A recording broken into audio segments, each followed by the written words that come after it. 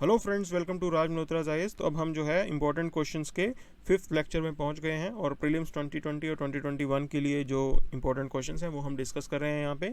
So guys, prelim 2016 का अगर हम ये क्वेश्चन देखें तो यहाँ पे ग्रीस्ड लाइटनिंग 10, ओके, वो न्यूज़ में था और पूछा गया था कि बताइए ये क्या है, और electric plane tested by NASA जो है इसका करेक्ट आंसर था। अब हम ऐसी ही कोई टर्म उठाएंगे जो आपके एग्जाम के लिए इंपॉर्टेंट है और जो न्यूज़ में थी।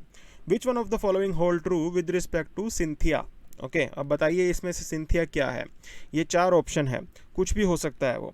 तो इसका सही आंसर है B, artificial life form. Okay, अगर हम इसके एक्सप्लेनेशन की बात करें तो 2010 में इसे बनाया गया था, ठीक है ना। क्रेग वेंटर इंस्टीट्यूट यूएस के अंदर है, उन्होंने इसे डेवलप किया था और ये फर्स्ट आर्टिफिशियल लाइफ फॉर्म थी। ओके, अच्छा, अब आपको इसके अलावा और चीज़ पता होनी चाहिए कि सिंथेटिक बायोलॉजी क्या होती है। वो दरअसल technology of developing new life form, वो सिंथेटिक बायोलॉजी होती है जब हम किसी लाइफ फॉर्म को लेबोरेटरी में बनाते हैं। ओके, और इसको रेगुलेट कैसे किया जाता है, तो UN convention on biological diversity जो है उसके एम्बिट के अंडर जो है इसे रेगुलेट किया जाता है। Now will move to next question. Which one of the following is true with respect to Gangaikonda Cholapuram. Okay, तो जब ये बात आती है तो यहाँ पे बृहदेश्वरा टेम्पल और गंगईकोंडा चोलापुरम, इन दो के बारे में हमें ज़रूर पढ़ना है, हमारे एग्जाम पॉइंट ऑफ व्यू से ये बहुत इंपॉर्टेंट है। फर्स्ट क्वेश्चन तो बिल्कुल लाजमी है कि बताइए ये बनाया किसने था। ओके, तो वही उसी से रिलेटेड ये टर्म है। It is located in the state of Tamil Nadu and was built by Raja Raja Chola. Okay, तो फेमस अगर हम रूलर्स की बात करें, एक राजा राजा चोला और दूसरा राजेंद्र। ओके, तो अक्सर लोग इन दोनों में से कंफ्यूज हो जाएंगे, ठीक है ना, और यही चीज़ हमें ध्यान रखनी है। सो फ्रेंड्स, ये आपकी फर्स्ट स्टेटमेंट रॉन्ग है क्योंकि राजेंद्र चोला ने ये गंगईकोंडा चोलापुरम जो है वो बनाया था। ओके, अच्छा, अब हम आगे चलते हैं। सेकंड स्टेटमेंट देखिए, the temple is famous for bronze sculptures and 400 kg Nandi bull statue which was made out of limestone. So friends, this is correct. Okay, second statement is absolutely correct. अब हम third statement पे चलते हैं। You have to see this statement. The vimana of temple located here is less taller than the Vimana of Brihadeeswara temple located in Tanjore. Okay, तो Brihadeeswara temple राजा राजा चोला ने बनाया था। राजा राजा चोला का बेटा था राजेंद्र चोला। ओके, राजा राजा चोला का बेटा था राजेंद्र चोला।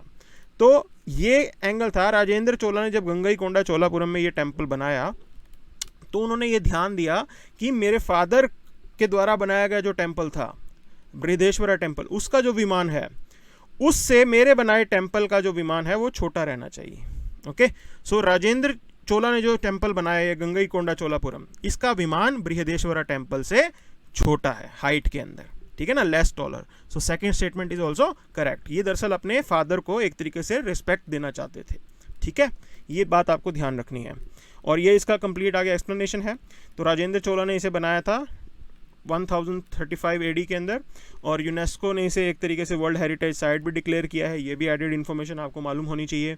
ब्रॉन्ज स्कल्पचर नंदी, ये जो है हमने क्वेश्चन में कवर कर लिया। और ये पार्ट भी, vimana of temple located here is less taller than the vimana of Brihadeeswara temple. Okay, ये सारी कहानी पता लग गई आपको। अब हम आगे चलते हैं। Which one of the following committee is related to student politics. तो अक्सर न्यूज़ में रहता है, स्टूडेंट पॉलिटिक्स हमेशा न्यूज़ में रहता है। क्यों न्यूज़ में रहता है? JNU, ठीक है, और भी कुछ होता है तो स्टूडेंट पॉलिटिक्स हमेशा न्यूज़ में रहता है। तो अब आपको बताना है कि इनमें से कौन सी कमेटी जो है वो स्टूडेंट पॉलिटिक्स से रिलेटेड है। कमेटी बेस्ड क्वेश्चन यूपीएससी पूछता है। सो फ्रेंड्स, इसका सही आंसर है लिंगडो कमेटी। ओके, तो ये इलेक्शन कमीशन के मेंबर रह चुके हैं और इन्होंने ये कमेटी बनाई थी और कुछ रिकमेंडेशंस भी दिए थे कि कैसे हम जो है स्टूडेंट पॉलिटिक्स को इम्प्रूव कर सकते हैं और क्या क्या हमें करना चाहिए। अच्छा, उसके अलावा जो बाकी कमेटीज़ थी आपको वो भी पता होनी चाहिए कि वो पर्टिकुलर किस इशू के लिए कमेटी बनाई गई थी। तो माधव मेनन कमेटी की बात करें तो वो बनी थी to check the expenditure on advertisement from tax payers money. मतलब ये जो हमारे पॉलिटिशियंस होते हैं वो एडवर्टाइजमेंट देते हैं तो वो टैक्स पेयर का पैसा इस्तेमाल करते हैं, तो उसके ऊपर पूरा रिसर्च करने के लिए जो है माधव मेनन कमेटी बनाई गई थी। देन जस्टिस वर्मा कमेटी, इसके बारे में अक्सर हमें पता होता है, ठीक है ना, कि जो सेक्सुअल असॉल्ट हुआ था वुमेन के ऊपर, मतलब निर्भया इशू के बाद जो है ये कमेटी बनी थी, इन्होंने रिकमेंडेशन दी थी, उसके बाद हमने जो है कानून को चेंज किया था। ओके, अब ये committee Meena Kumari committee on fishing, ये भी बिल्कुल करेक्ट है, ये आपको याद रखना है, ठीक है ना। ये तीनों की तीनों जो लिंक्डो के अलावा जो है वो सारी आपको पता होनी चाहिए। Will move to next question, which one of the following statement hold true with respect to finance commission. तो फाइनेंस कमीशन काफ़ी न्यूज़ में था, तो फर्स्ट स्टेटमेंट कह रही है कि it is a quasi judicial body, this is absolutely correct. Okay, अब हम नेक्स्ट पे आते हैं। The members of finance commission are appointed by the president but they are not eligible for reappointment. जब हम लक्ष्मीकांत पढ़ते हैं उसके अंदर एक क्लियर कट मेंशन है, they are eligible for reappointment. कोई ऐसी बार उनके ऊपर नहीं है, कोई नहीं रोकता, उनका रीअपॉइंटमेंट हो सकता है। ओके, और होता भी है अक्सर केसेस में। इतना एक्सपीरियंस्ड कोई व्यक्ति होगा तो उसके एक्सपीरियंस का फ़ायदा सरकार ज़रूर उठाना चाहेगी।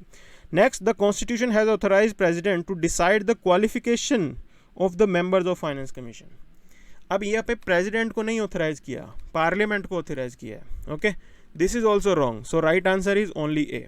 तो इसका अगर हम डिटेल एक्सप्लेनेशन देखें तो एन के सिंह साहब की अध्यक्षता में एक तरीके से ये फाइनेंस कमीशन बनाई गई थी। कॉन्स्टिट्यूशनल बॉडी है, क्वाजी जुडिशियल भी बॉडी है।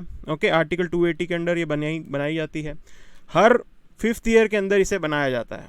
ओके, अच्छा, एक chairman, 5 other members appointed by the president of India. Okay, ये पता लग गया।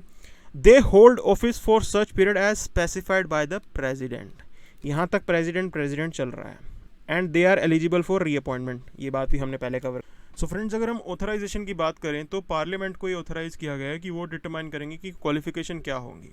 ओके, और किस मैनर में उनको सिलेक्ट किया जाएगा। अच्छा, एक और चीज़ आपको जाननी ज़रूरी है कि कमीशन जो है अपनी रिपोर्ट प्रेसिडेंट को सबमिट करता है। ओके, उसके बाद प्रेसिडेंट जो है वो आगे हाउस ऑफ पार्लियामेंट के अंदर उसे पूरा प्रोसेस इनिशिएट करते हैं और फिर हाउस ऑफ पार्लियामेंट जो होता है उसके अंदर इसे रखा जाता है। ठीक है, फिर आप एक चीज़ और जान लीजिए कि रिकमेंडेशंस जो होती हैं फाइनेंस कमीशन की वो एडवाइजरी इन नेचर होती हैं, मतलब they are not binding on government. सरकार की मर्जी होती है कि वो माने या ना माने।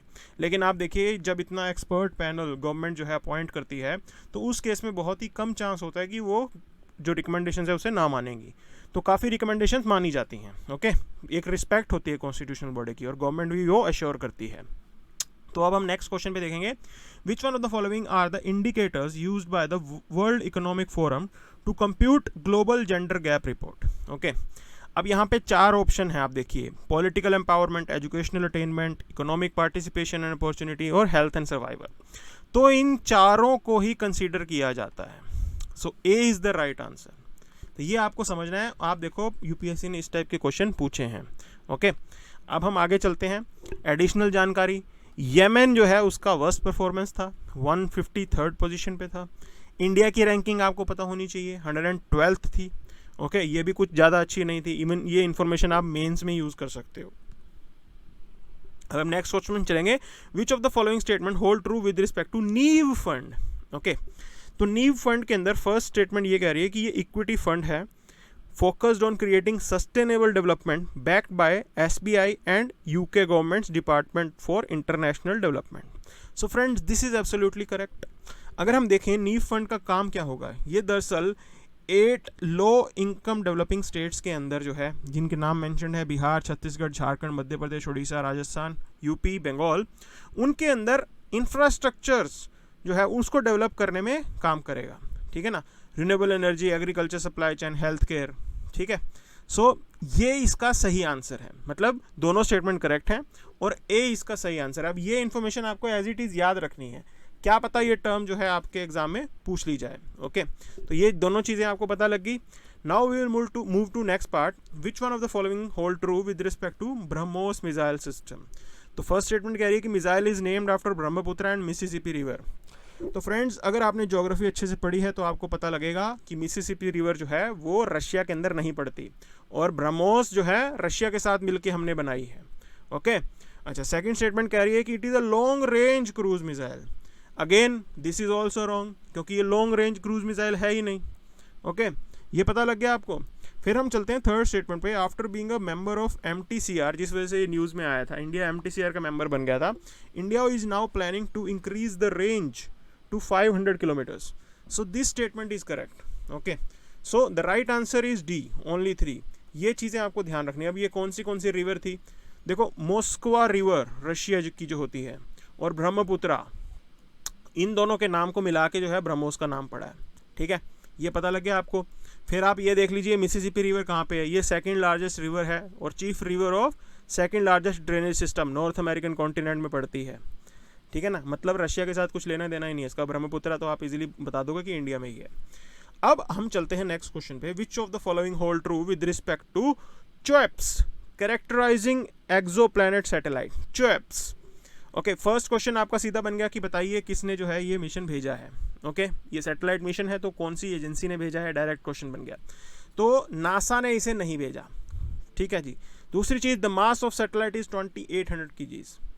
अगेन मास बेस्ड क्वेश्चन आते हैं। 2016 के अंदर जो है एस्ट्रोसैट के मास पे क्वेश्चन पूछा था यूपीएससी ने, इसलिए मैंने ये डाला है and this is wrong. Okay, हम आगे देखेंगे एक्सप्लेनेशन में। The satellite will be placed at height of 36,000 kilometre from earth. अब ये भी इंफॉर्मेशन जो है गलत है। Okay, so D is the right answer, तीनों की तीनों स्टेटमेंट गलत होगी। अब हम देखते हैं इसका करेक्ट आंसर क्या है। एक तो ये यूरोपियन स्पेस एजेंसी ने भेजा है, ओके, उनका मिशन है, ठीक है जी। अच्छा, एक्सोप्लैनेट जो है उनके आसपास के जो स्टार्स होते हैं, नियर बाय स्टार्स जो हैं, उनको ये स्टडी करेगा, इसलिए इसे भेजा गया है। Mass of satellite is 280 kgs, ठीक है जी। सन सिंक्रोनस ऑर्डर 700 किलोमीटर अबव अर्थ। ये पूरी कहानी आपको पता लग गई कि वो जो ऑप्शन दे रखा था कि 36,000 वो एब्सोल्युटली रॉन्ग था, क्योंकि 700 किलोमीटर्स अबव द अर्थ जो है इसको प्लेस किया जाएगा सन सिंक्रोनस ऑर्बिट के अंदर। ओके, ये पता लग गया। Now we will move to next part. Which one of the following statement is correct about Sahitya Kala academy. So friend, साहित्य मतलब लिटरेचर। ओके, ये न्यूज़ में क्यों आया था, शशि थरूर साहब को कोई जो है अवार्ड मिला था। अब आप इसका फर्स्ट स्टेटमेंट देखिए, it was establish to encourage, promote, study and research in fields of creative arts such as painting, sculpture, graphics. तो फ्रेंड्स, मैंने आपको ये बता दिया कि नाम देखो आप, सबसे पहले साहित्य की बात है तो साहित्य का जब बात करेंगे तो लिटरेचर आना चाहिए। ये स्कल्पचर, पेंटिंग, ये होता है ललित कला। ओके, ललित कला, और हमारे यहाँ पे ललित कला अकेडमी अलग से बनी हुई है। तो फर्स्ट स्टेटमेंट आपकी रॉन्ग हो गई, क्योंकि ये लिटरेचर के लिए बनाई गई थी। ओके, और एकेडमी को एस्टेब्लिश किया गया था 1954 में, दिस इज राइट। और इसको सोसाइटीज रजिस्ट्रेशन एक्ट के अंदर रजिस्टर भी किया गया था, this is also right. Okay, so the right answer is, आप देखिए 2 और 3। अब आप एक बात जान लो कि यूपीएससी ने पिछले साल एक सवाल किया था कि प्राइम मिनिस्टरशिप, कौन से प्राइम मिनिस्टर थे जब कोई इवेंट हुआ था, जैसे कोल जो है डिसेंट्रलाइजेशन, कोल के ऊपर, कोल सेक्टर के ऊपर, कोल सेक्टर रिफॉर्म से रिलेटेड बात थी, कोई क्वेश्चन पूछा था यूपीएससी ने 2019 के अंदर। अब आप देख लीजिए 1954 के अंदर इसे बनाया गया था, तो उस टाइम हमारे प्राइम मिनिस्टर कौन थे, जवाहरलाल नेहरू जी। ओके, तो ऐसे भी हमें याद रख के चलना है आगे, ठीक है जी। फिर हम आगे चलते हैं, देखिए which one of the following are correctly matched. तो ये पोर्ट्स हैं और ये आगे सिटीज़ कंट्रीज दे रखे हैं, आपने बताना है कौन से सही मैच किए हुए हैं, क्योंकि अब ये न्यूज़ में थे इसलिए हमें पढ़ने ज़रूरी हैं। तो दुक्कम पोर्ट ओमान में ही है, दिस इज़ करेक्ट। माम्बोसा पोर्ट आपका कीनिया में ही है, दिस इज़ करेक्ट। हाम्बमपोता पोर्ट जो है, अमनतोता पोर्ट, वो आपका श्रीलंका में ही है। So A is the right answer. अब ये न्यूज़ में क्यों थे, देखो चाइना फैक्टर था, हम्बनतोता वहाँ न्यूज़ में आया, माम्बोसा भी चाइना फैक्टर की वजह से न्यूज़ में आया। दुक्कम पोर्ट के अंदर जो है इंडियन नेवी ने, इंडियन आर्म्ड फोर्सेस ने अपना बेस बनाया है। ओके, इसलिए ये न्यूज़ में आया था, ठीक है जी। तो ये सारी कहानी आपको पता लगी और ये आपको याद रखनी है। I hope this session is helpful for you guys. Please subscribe our channel. Thank you.